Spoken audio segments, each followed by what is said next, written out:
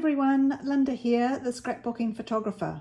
Today I am joining in on a hop that is going to run every Thursday throughout November, and it's all about being thankful. The hop is a brainchild of Sandy Reversky, who has a YouTube channel called Steak Goddess Scrapbooking.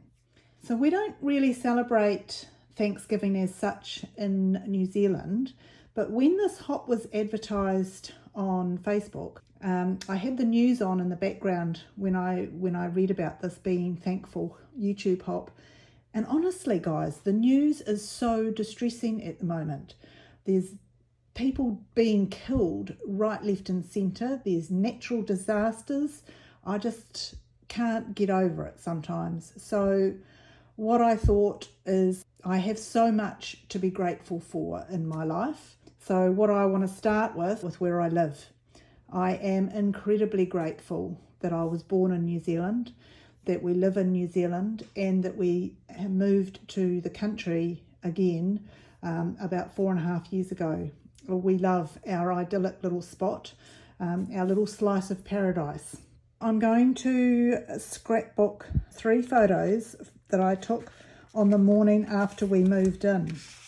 This is the view out our backyard, and this is one of my dogs. She enjoyed it too, having moved from a suburban house. All this extra grass was fantastic. So that's the view without the dog from the deck. The deck's on here, and this is the view that we wake up to in the morning with the sun rising outside our bedroom window. So those are the photos I'm going to scrapbook. So then it was a matter of finding papers. What I've done is found this piece of paper, which the colours kind of blend quite well with a sunrise, and I'm not sure I'm going to use that circle, but it's quite an old paper and I can't find anything that matches here. And I don't like this bit down the bottom. So I'm going to replace the bit down the bottom with more of a foresty rural green, which I think blends better with the photos. And I'm going to highlight things with a little bit of the nectarine, which blends in with the sunrise. I'm also going to use a stencil. I really like this Hello Sunshine. And the other thing I'm going to incorporate is the stamp of the month for November. Close to my heart has a stamp of the month available every month for free for VIPs with a qualifying purchase, and it can be $10 with the same qualifying purchase with non-VIPs. And if you just like the stamp, you can still buy it. So I think this is a gorgeous one with all these different gratitude comments, and I'm going to try and use this stamp every Thursday when I post my grateful video. So let's get started. The first thing I do to get this page ready is to cut off this piece of wave at the bottom, which I don't really like the colour of. It doesn't fit in with this colour scheme at all.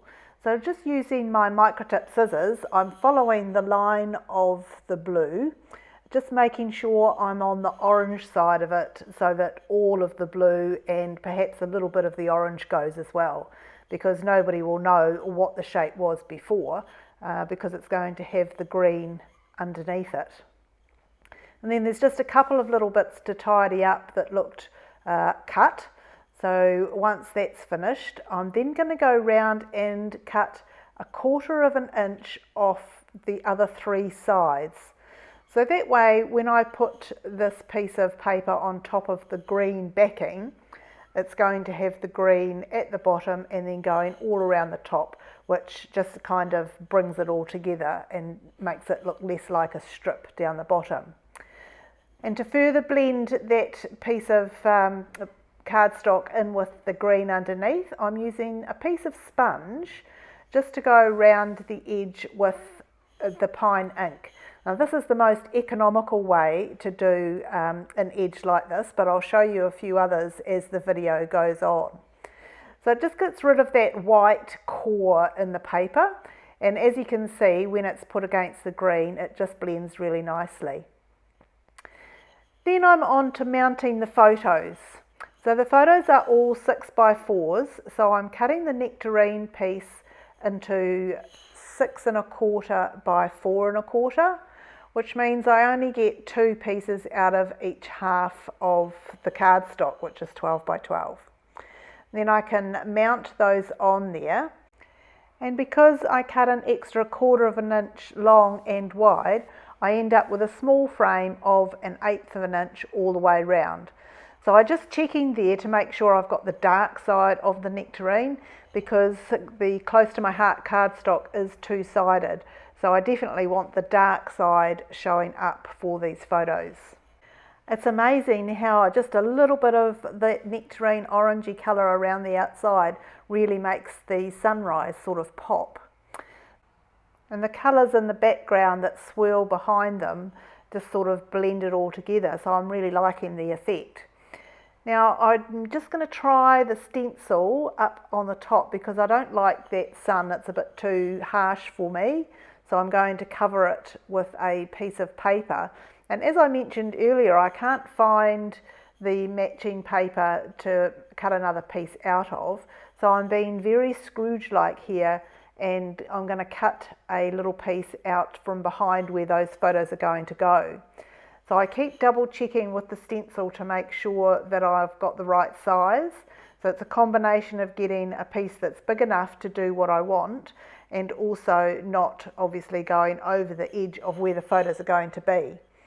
So I'm going to end up with a fairly oblong piece that's going to be big enough for me to use that stencil, and also have a strip off the bottom that I can use to stamp on the bottom left hand side and just bring it all together and balance it with that creamy colour on the top right and bottom left. So there's that bit just fallen out of the centre. So now I can put the photos back, and that's going to cover that gap really nicely, and nobody will be any the wiser. I'm going to use the Hello Sunshine as the heading, and I also want to bring in a few different colours to blend it in with the rest of the page. So before I stencil it, I'm just trimming that strip off the bottom that I said I wanted to use in the bottom left, so we'll come back to that later. And then for the stencil, I'm going to start off on the bottom with a pine and a blending brush. So this is the other way that you can add ink. So we used the sponge earlier, and this is a blending brush which is going to do a good job of putting the pine ink through the bottom of the stencil, and you get good control over how heavy you want it. So I'm going to go dark down the bottom and then get a little bit lighter as I go up, and then swap to sage. Now sage is quite a light colour when you do this with it, so it does show a nice transition between the dark pine and going into the nectarine. To add the nectarine, I'm using a third form of ink transfer, which is with a foam dome on a little wooden handle. So it's really done in circular motions to get that ink from the ink pad onto the cardstock. So you can see that's gone through the 3 different colours, and it'll just bring it in nicely onto the page. But I do also want to go around the outside with the nectarine, so I'm going to use that same foam dome. I could use this piece of sponge if I wanted to, like I did around the outside of the base page, but the nectarine, I do have a foam dome, so I will use that instead. So once that's complete and up the top, I can work on this little one to go on the bottom left. Turning the Versamat over so that I can stamp on the spongy side, I'll get the stamp out, and there's a couple of little pieces that I really want to fit in. The little one that I've just put on there says, "Today and every day I am," and then you've got a choice of thankful, grateful, blessed, whatever you want to use. So I've chosen thankful, and I've just put it on to that piece of cardstock to make sure it's going to fit the way I want it. And then I've used the block to press down and transfer it on there so that I can pick up some ink. Now it's a fairly new stamp, so I have seasoned it, and I've also just double checked and re-inked it before I've stamped it. Sometimes the new stamps need a little bit of massaging to get working properly.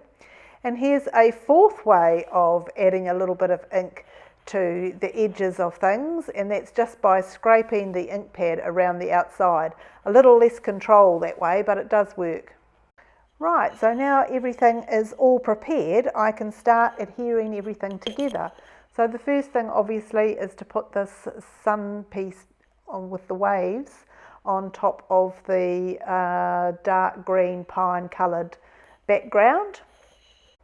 I think that dark green piece came from the Hope and Kindness pack, which was out for National Scrapbooking Day the year before last, I think, but it does have a really nice sort of a texture to it and it's blending really well. So I'll stick all these down, and while I'm doing that, I'll just remind you that this is a hop.